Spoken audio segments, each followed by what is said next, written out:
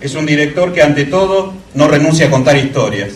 Y esto para nosotros es significativo porque no solo en el panorama del cine nacional se daba como un desprecio a este contar historias.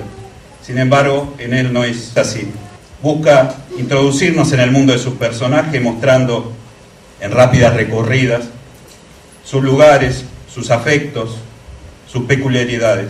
En la vida de estos personajes, que transcurren de manera rutinaria muchas veces, suceden sin embargo situaciones que los obligan de repente a plantearse cosas, sobre todo en el tema de familia. Son momentos de crisis que exigen respuestas, que exigen replantear aquello que uno daba por seguro. Y en el afrontar esto, el director muestra su piedad por estos personajes y lo que realizan. Porque estos personajes no son titanes que resuelven los conflictos sin más. Sabe el director de las distintas actitudes que pueden tomar, que en el fondo son muy similares a las nuestras.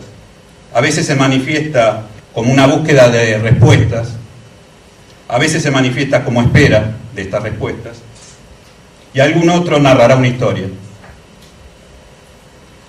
En todos los casos, lo que llama la atención es la mirada positiva ante esa crisis, una ausencia de resentimiento por lo que sucede.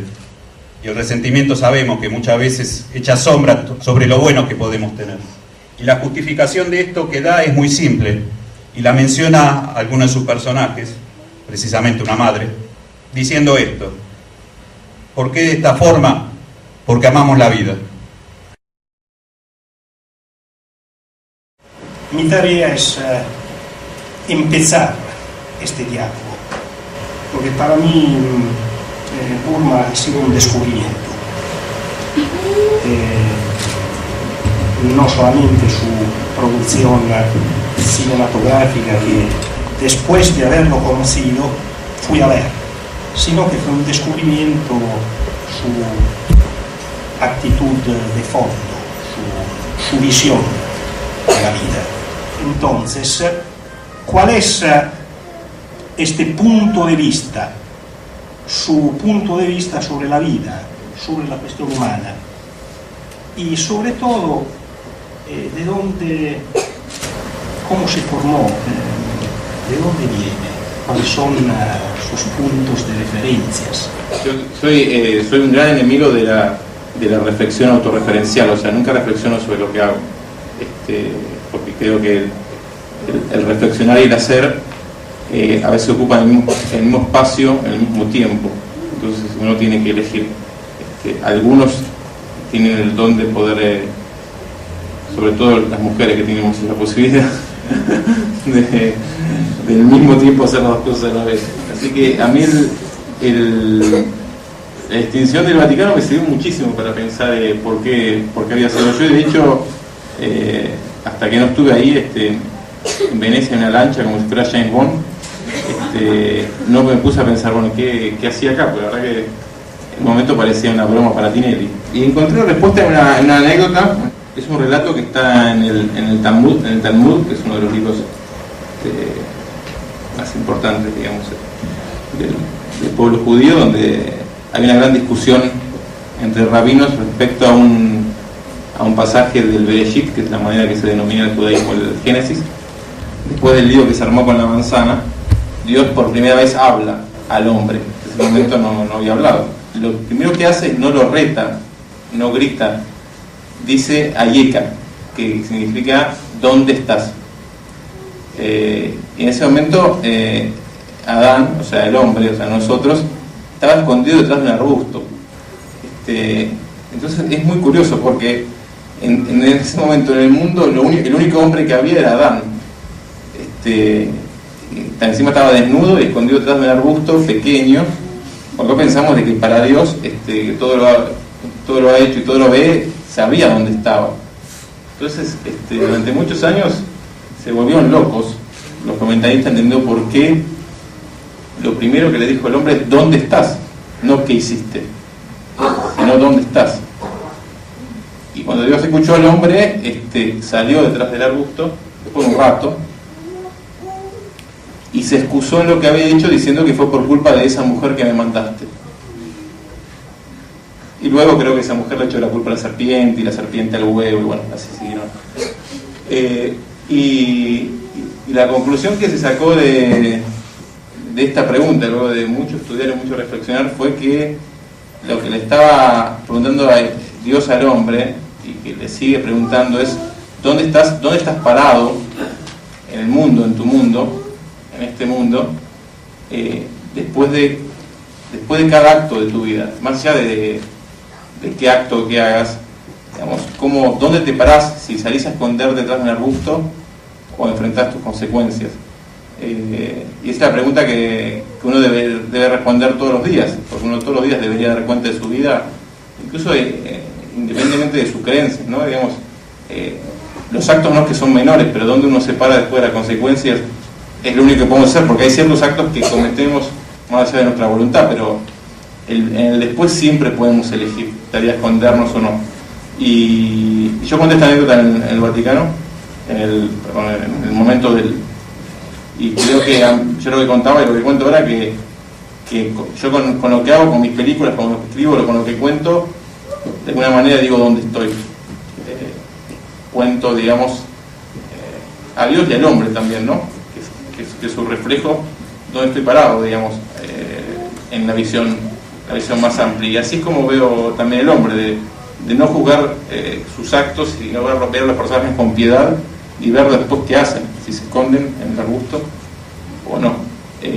Y eso es un poco mi visión, digamos, de la vida y también la visión de los personajes, que otra manera que también tiene que ver con eso, con construirlos con piedad, porque todos hacemos lo que podemos, que es una frase muy simple y parece banal, pero uno la olvida,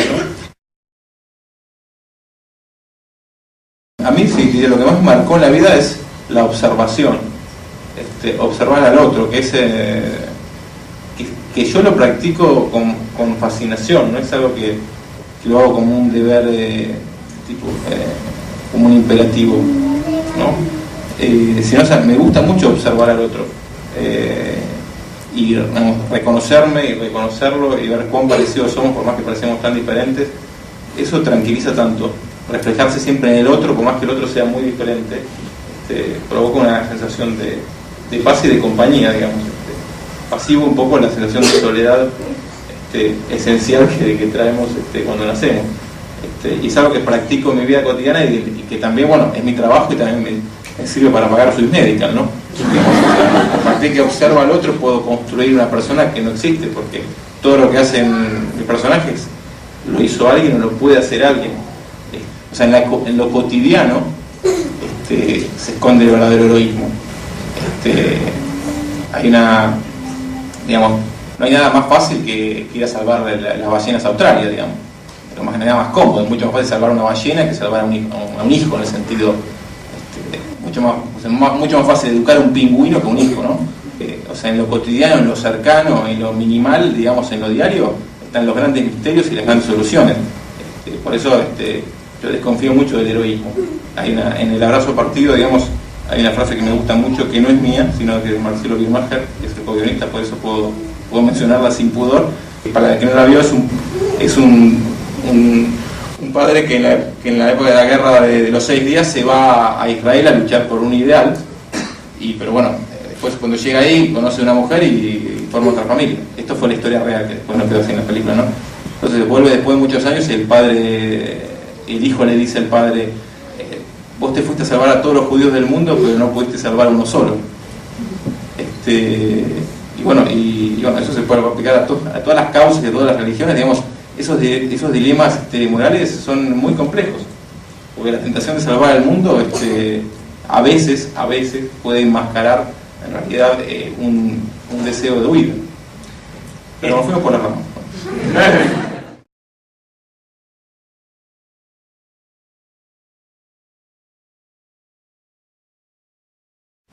No me alcanza, me encantaría que me alcance, sería una vida mucho más fácil. No, creo que igualmente, digamos, poniendo de paréntesis, creo que el concepto de pueblo elegido, digamos, si no se entiende como una metáfora, si se entiende, digamos, como se interpreta como un pueblo elegido en función de otros que no son elegidos, es un gran error. Creo que el hecho de uno tener una misión implica que el otro no la tenga. Por lo cual es una cuestión mucho más compleja que la literalidad que a veces surge de esa idea que puede traer consecuencias terriblemente negativas.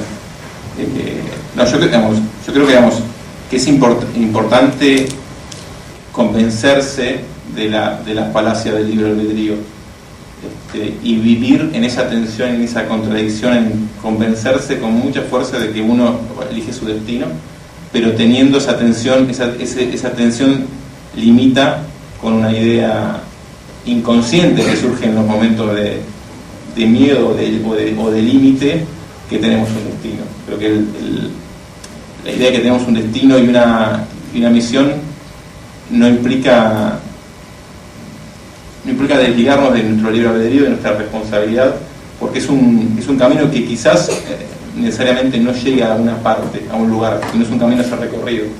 En ese sentido, el destino es el camino, pero el recorrido lo vamos creando nosotros.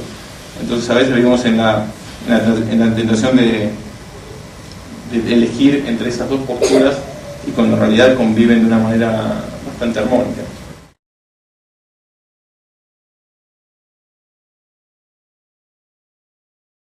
La piedad es una manera de acercarse al otro, sin duda, quizás mucho más que la caridad, ¿no? La piedad permite comprender al otro, y de nuevo, cuando uno es piadoso con alguien, también es piadoso con uno. Y a mí el límite entre la ironía y el cinismo es inmanejable, por lo cual creo que es algo que trato de alejar en mis películas, y el humor que lo veo con el humor cual veo la vida cotidiana, que digamos, nos levantamos y tenemos todo el día expectativa de pérdida, o sea, nacemos expectativa de pérdida, o sea, todo el tiempo perdemos algo o tememos perder algo, con lo cual el único antídoto es el humor, por toda esa ansiedad existencial que tenemos del temor a perder, ¿no? La única manera de revertirla es con el humor, pero con el humor en el sentido de ver el otro costado de este temor, y verle el reverso, ¿no?